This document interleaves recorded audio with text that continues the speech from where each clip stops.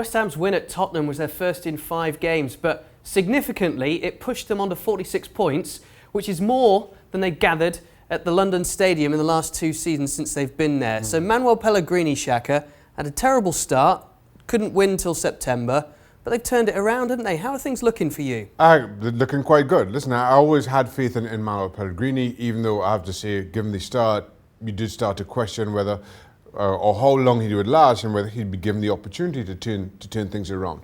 But I thought, given his experience, coaching all over, given the style of football that his teams play, I think it would resonate with West Ham fans. So I thought it was the right manager, though, as you rightly point out, a really poor start.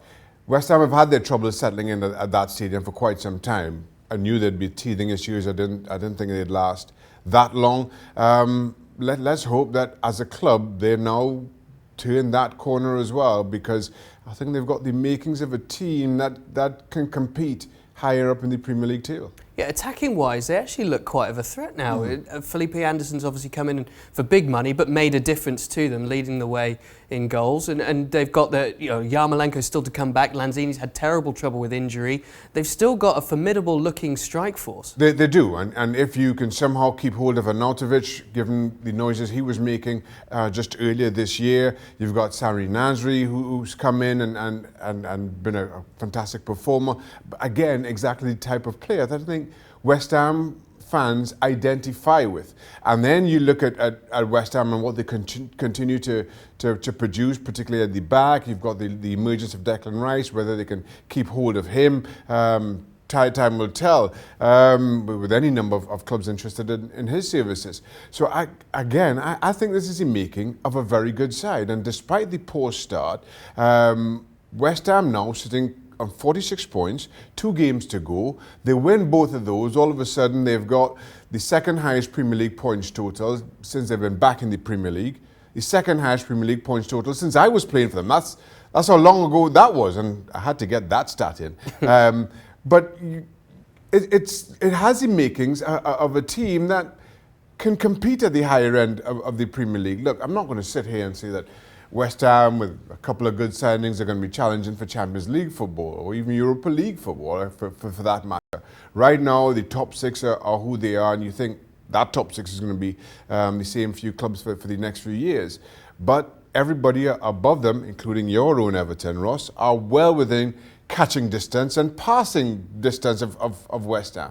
Yeah, it's there to be taken, isn't it? You've got the likes of Leicester, Watford, Wolves have obviously performed very well, Everton. They're all in there with West Ham. Any of those sides could make a break this season.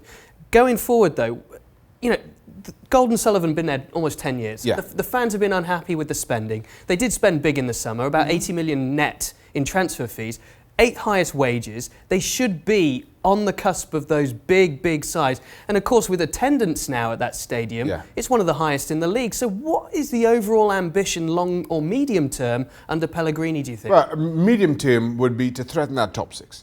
And again, as much as you look at the top 6 and who they are, how established they are, their spending, even in comparison to West Ham's, whether they can really expect to threaten them consistently, I'm not sure. Maybe you have a good season, somebody has a bad, and you sneak your way in. But I don't think West Ham are going to be there or in the top 6 with any sense of consistency.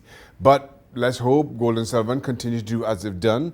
I think they have the right manager. Let's hope that this new stadium hoodoo is now past them. And West Ham can continue to not just threaten, but scare quite a few in that established top 6. And of course, the big aim is to get back into Europe.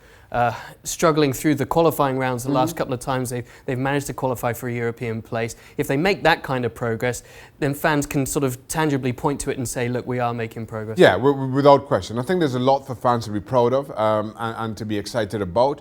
But most importantly, knowing West Ham fans as they do, is you continue playing the style of football that brings them through those turnstiles and get results to go along with it.